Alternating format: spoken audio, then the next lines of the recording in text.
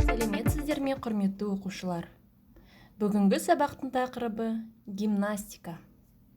Гимнастика дені сау баланың үйлесімді дамуының негізгі элементтерінің бірі болып келеді. Сабақтың санаты: мектептегі спорт және балалардың денсаулығы.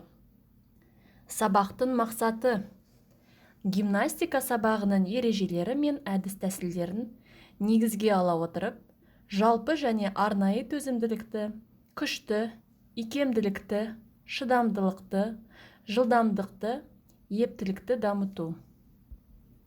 Сабақтың міндеті: сабақтың міндеті 5 бөлімнен тұрады. Біріншісі, 3 қабылдау бойынша арқанға өрмелеуді жетілдіру. Екіншісі, алға тіреніп және артқа тіреніп домалануды үйрету және бекіту.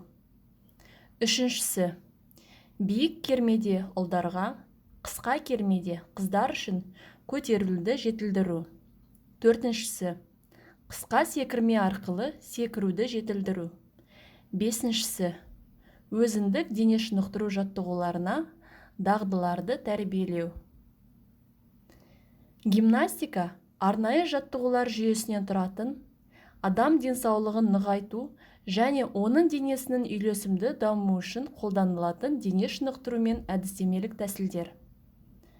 Қазақстанда гимнастиканың жаттығу жасаймын, акробатика, көркем гимнастика және спорттық гимнастика сынды түрлері жақсы дамыған. Дайындық бөлігі: сапқа тұру, баяндама жасау, сәлемдесу, сабақтың мақсаты мен міндетін жеткізу. Балаларға дене шынықтыру жаттығуларын және олардың өзін-өзі бақылауын жеткіземіз. Сынып бойынша кезекші залдың ұзындығы бойынша сапқа тұрғызады. Мұғалімге қарсы саптал, түзел, тік тұр, тәртіп бойынша санау пәрмендерін береді. Сапталу бойынша баяндайды. Ағзаны жүргізілетін жаттығуға және сабақтың негізгі бөліміне дайындау үшін залда балаларға 3-4 минуттай жүгіру қажет. Жүгіріс түрлері келесідей болады: тізені алдыға биік көтеріп жүгіру, алақанға өкшені тигізіп жүгіру, аяқты алдыға, артқа сермеп жүгіру, тіркеме алдымен жүгіру, аяқты айқастыра жүгіру, қолды алдыға, артқа айналдырып секіру, бұғы жүгіріс, оң аяқпен сол аяқпен секіріп жүгіру, қол белде қос аяқпен секіру, толық отырып жүру, толық отырып оңға солға секіру, отырып толық секіру, жылдам жүгіру, кең демалып, демді қалыпқа келтіру. Енді денені шынықтыру қажет. Бұл жерде шынықтыру міндетті түрде қолданылуы тиіс. Яғни, шынықтыру жеткіліксіз немесе шектен тыс жүктеме болса, баланың жарақаттануы мүмкін. Біріншісі, мойынның бұлшық еттері мен қолдың буынына арналған жаттығулар. Бастапқы қалып, қол белде, басты 1-2 оңға, 3-4 солға айналдыру. Бастапқы қалып, қол иықта, қолды алдыға, артқа айналдыру. Бастапқы қалып, оң қол төмен, сол қол жоғары кезекпен сермеу. Екіншісі, қолдың бұлшық еттеріне арналған жаттығулар. Бастапқы қалып, оң қол төмен, сол қол жоғары, оңға және солға иілу.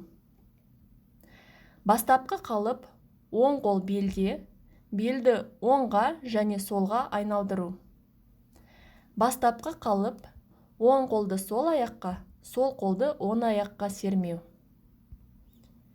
Үшіншісі, дене бұлшық еттеріне арналған жаттығулар.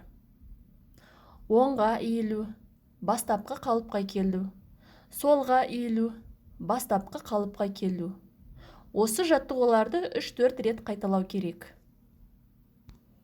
Төртіншісі, аяқ бұлшық еттеріне арналған жаттығулар. Аяқты қосамыз, тізені бүгу, бастапқы қалып 10 аяққа отырып, сол аяқты 10 жанға созу, келесі аяққа ауысу, 10 және сол аяққа секіру, отырып тұру. Осы жаттығулар аяқталғаннан кейін демді қалыпқа келтіреміз. Келесі оқушыларға 3 әдіспен арқанға шығуды көрсету, айтып түсіндіру. Біріншісі, аяқтың көмегінсіз арқанға шығу. Екіншісі, аяқтың көмегімен арқанға шығу. Үшіншісі, арқанды аяққа ілмек жасау шығу. Бір-бірлеп оқушыларды шығарып, демеп, қауіпсіздік ережелерін сақтай жаттығуды орындаймыз. Келесі, алға тіреніп және артқа тіреніп домалауды үйрету және бекіту. Матыға балалар аяқтарымен отырып, алға, артқа үзбей домалау жаттығуларын жетілдіреді. Келесі, биік кермеде ұлдарға, қысқа кермеде қыздар үшін көтерілді жетілдіру. Қос арыста қолдың күшімен ұлдар кеудені түсіреді және көтереді. Келесі, қысқа секірме арқылы секіруді жетілдіру. Барлығына мәлімдей, секірмені қолымызға аламыз да, секіреміз. Жаттығу 10-15 рет қайталануы тиіс. Ары қарай, өзіндік дене шынықтыру жаттығуларына дағдыларды тәрбиелейміз. Яғни, балалар қалған уақытта өздеріне ұнаған станцияда жаттығуларды еркін істейді. Енді сабақты қорытындылай келсек, барлық балаларды сапқа тұрғызамыз, демді қалыпқа келтіреміз, жаттығуларды жасаймыз. Сабақты қорытындылаймыз, бағалаймыз және үй тапсырмасын береміз. Сонымен қатар, рефлексация жасауға болады. Сымбатты болу үшін спорттың қай түрімен айналысу керек? Жауапқа гимнастика дейміз.